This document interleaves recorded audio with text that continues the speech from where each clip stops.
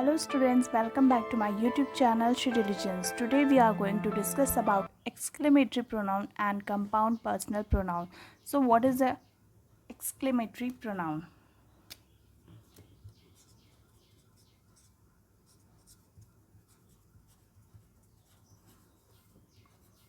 Exclamatory pronoun क्या होता है ये? एक्सक्लेमेशन पता होगा आपको, संबोधन है ना। तो संबोधनात्मक सर्वनाम, इसकी डेफिनेशन होगी अ pronoun that is used as an exclamation to express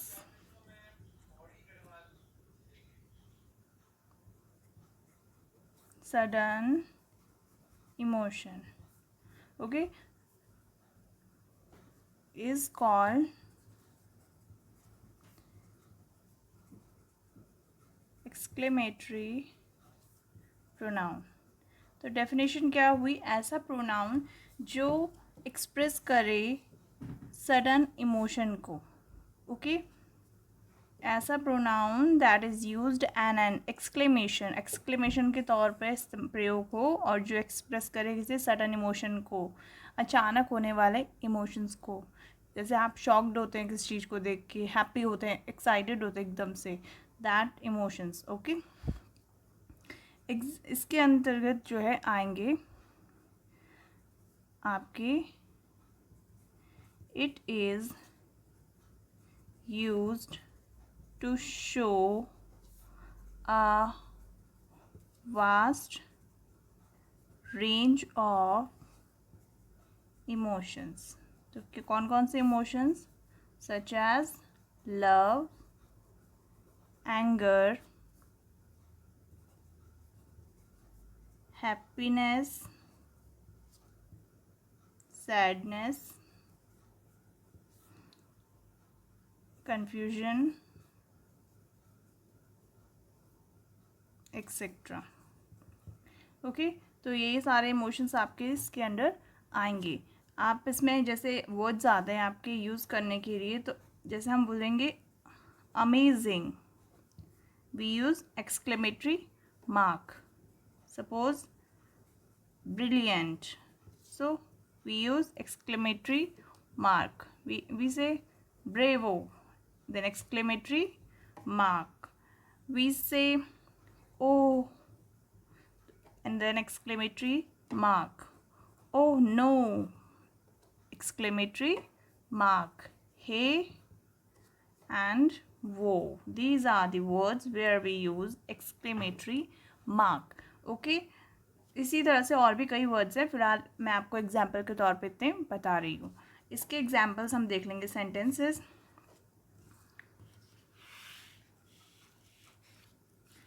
इसके एग्जाम्पल्स होंगे What did he buy a new car? तो यहाँ पे बोला गया क्या क्या उसने एक न्यू कार खरीद ली है, okay. Next is stop, don't go there, रुको वहाँ मत जाओ। Next is how fast he runs, कभी कोई दौड़ रहा है तो हम उसकी तारीफ करेंगे, अरे वाह वो कितना तेज दौड़ता है। Next is oh I am sorry for the loss, okay. तो दीज आर द एग्जाम्पल्स, हम इस तरह से एग्जाम्पल्स को यूज़ करेंगे। Next type of pronoun is compound personal pronoun, okay। तो this type of pronoun is, compound का मतलब होता है mixture, what is mixture? Mixture होता है ना कि दो चीज़ों का, दो से ज़्यादा चीज़ों का। तो इसकी डेफिनेशन होगी शॉर्ट में, means to add something to personal pronoun. Okay, हम इसे ये भी कह सकते हैं to add something to personal pronoun. Personal pronoun में कुछ ऐड करना आपका कंपाउंड पर्सनल प्रोनाउन कहलाएगा। इसकी डेफिनेशन हम देख लेंगे कंपाउंड पर्सनल प्रोनाउन की। Compound personal pronoun is a pronoun which is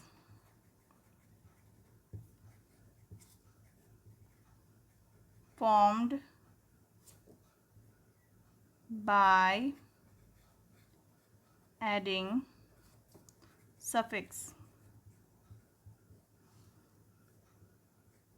in the end of a word। किसी वर्ड के एंड में सफिक्स को ऐड करने से फॉर्म होते हैं, ठीक है। जैसे सच एज हम कहेंगे, आपका हो गया self and selves. Okay, these are two words जिन्हें हम सफिक्स के तौर पे यूज़ करेंगे। ये सेल्फ होता है आपका सिंगुलर के लिए और सेल्व्स होता है प्लूरल के लिए, ठीक है। नाउ वी कैन से कि जो सफिक्स होते हैं आपको ये कहाँ ऐड करने हैं? सर्टेन पर्सनल प्रोनाउन में। Add these suffix in or to a personal pronoun. Okay, we can say certain personal pronoun, ठीक है। तो अब हम कहेंगे कि we can divide the compound personal pronoun into 3 parts। Okay, हम कहेंगे कि जो कंपाउंड पर्सनल प्रोनाउन है हम इसे 3 पार्ट्स में कर देंगे डिवाइड, जो कि हमारा होगा फर्स्ट पर्सन, नेक्स्ट होगा हमारा सेकंड पर्सन, देन हमारा होगा third person. Okay, first second and third persons. Okay, तो ये क्या है हमारे पर्सन्स है। अब हम फर्स्ट पर्सन में हम स्वयं की बात करते हैं, बताया था ना, speaker, then listener and the third one is जिसके बारे में हम डिस्कस कर रहे हैं, बात कर रहे हैं। तो फर्स्ट पर्सन में आ जाएगा जैसे माई सेल्फ, सफिक्स आया सेल्फ, अवर सेल्व्स। अब अवर के साथ सेल्व्स आया क्योंकि ये प्लूरल में है, तो फर्स्ट पर्सन हमारे ये हैं। इसी तरह से सेकंड पर्सन में हम तुमसे बात करेंगे तो योर सेल्फ या योर सेल्व्स। अब सेल्फ और सेल्व्स दोनों योर के साथ आए हैं, क्यों? क्योंकि मैंने बताया था आपको लास्ट वीडियो में कि यू जो है आपका सिंगुलर और प्लूरल दोनों ही रूप में प्रयोग होता है। इसी तरह थर्ड पर्सन है हमारे himself, herself, themselves, itself, etcetera. तो क्या क्या है हमारे हिमसेल्फ, आपका मेल पर्सन या मैस्कुलिन जेंडर के लिए या आपका फेमिनिन जेंडर के लिए, और ये न्यूटर जेंडर के लिए इट यूज़ किया था हमने। और themselves हमारा प्लूरल फॉर्म में आया है, इसलिए हमने इसके साथ सेल्व्स का यूज़ किया है। तो इसी तरह हमारे ये first second and third person की कैटेगरी में ये सेल्फ और सेल्व्स डिवाइड हो गए हैं। ठीक है, इसके बाद हम कहेंगे types of compound personal pronoun. तो we can say that there are two types of compound personal pronoun. Okay, first is reflexive pronoun and second is emphatic pronoun. ठीक है, फर्स्ट है हमारा रिफ्लेक्सिव एंड सेकंड है emphatic. अब reflexive और emphatic में क्या डिफरेंस है? दोनों हैं तो एक ही चीज़ लगभग, पर फिर भी इनमें डिफरेंस है। ओके, आपका जो रिफ्लेक्सिव प्रोनाउन है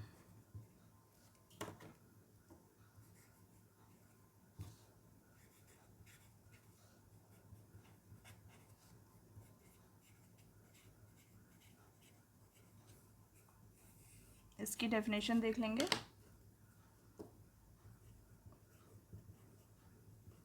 रिफ्लेक्सिव means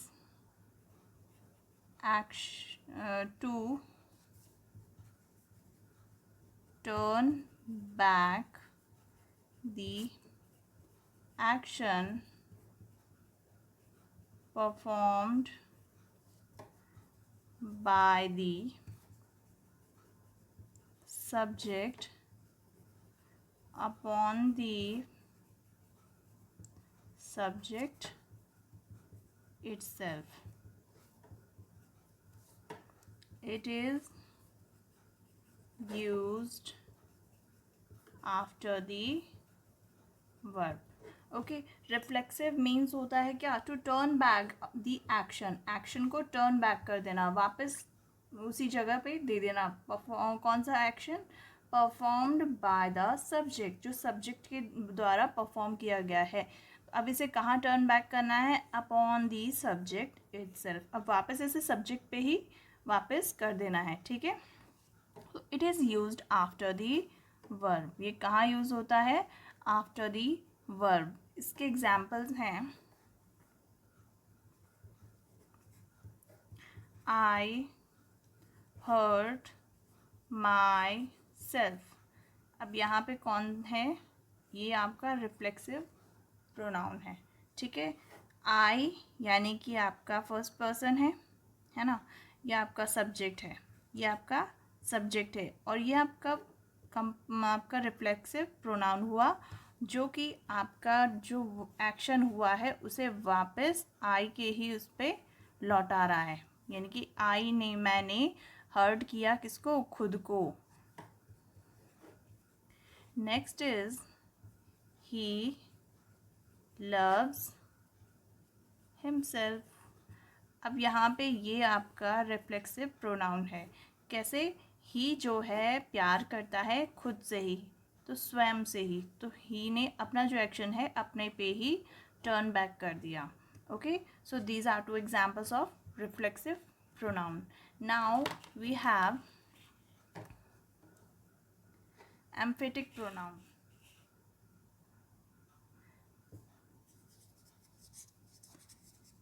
एम्फेटिक प्रोनाउन क्या होता है? Emphatic pronoun the emphatic pronoun is used to emphasize the subject। ठीक है, एम्फेसाइज करने का किसको? सब्जेक्ट को।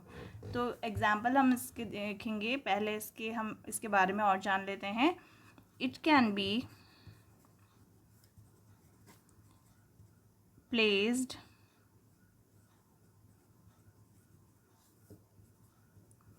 either after the subject or in the end of a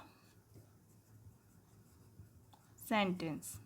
ठीक है, इट कैन बी प्लेस्ड, इसे प्लेस किया जा सकता है कहाँ पे, ईदर आफ्टर दी सब्जेक्ट, या तो सब्जेक्ट के बाद, और कहाँ किया जा सकता है, इन दी एंड ऑफ अ सेंटेंस, या तो सेंटेंस के आखिरी में. एग्जाम्पल्स हैं इसके एग्जाम्पल हैं, I myself completed this work. अब मैंने कहा कि मैंने स्वयं यह कार्य किया है. रिफ्लेक्सिव एम्फेटिक प्रोनाउन कौन सा है यहाँ पे, माई सेल्फ. हम इसे ऐसे भी कह सकते हैं कि आई completed this work myself. यहाँ पे भी आपका एम्फेटिक प्रोनाउन आया है. मैंने क्या कहा, या तो इसे सब्जेक्ट के बाद यूज़ कर सकते हैं और या तो सेंटेंस के एंड में. Next example is, you yourself solve this exercise. Okay, कि तुमने स्वयं यह एक्सरसाइज सॉल्व की है. हम इसे ऐसे भी बोल सकते हैं, you solved this exercise yourself. ठीक है, तुमने यह एक्सरसाइज स्वयं सॉल्व की है. तो आपने देखा कि जो एम्फेटिक प्रोनाउन है वो आपका सब्जेक्ट के बाद या सेंटेंस के एंड में प्रयोग होता है. ओके, तो आपने आज सीखा कैसे एक्सक्लेमेटरी प्रोनाउन यूज़ होता है, कहाँ पे किस तरह के मार्क लगाया जाता है एक्सक्लेमेशन का, और कंपाउंड पर्सनल प्रोनाउन के दो पार्ट्स आपने देखे जो कि हैं आपके क्या, reflexive pronoun and other one is emphatic pronoun. ठीक है, तो एम्फेटिक प्रोनाउन भी आपने समझ लिया कि किस तरह से आप यूज़ करेंगे किसे, एम्फेटिक प्रोनाउन का. अब आप एक बात ध्यान दीजिए कि अगर हम यूज़ करते हैं आफ्टर दी वर्ब, अगर हम इसे वर्ब के आफ्टर में बाद में यूज़ करते हैं तो ये हमारा रिफ्लेक्सिव प्रोनाउन बन जाएगा. इसलिए हमें सिर्फ इसे सब्जेक्ट के बाद और या फिर सेंटेंस के एंड में यूज़ करना है. आज के लिए फ़िलहाल हम इतना ही रखेंगे वीडियो में, और कल की वीडियो में हम आगे कुछ नेक्स्ट पार्ट्स देखेंगे किस चीज़ के, प्रोनाउन के. ओके, तो आज के लिए फ़िलहाल इतना ही. Thanks for watching.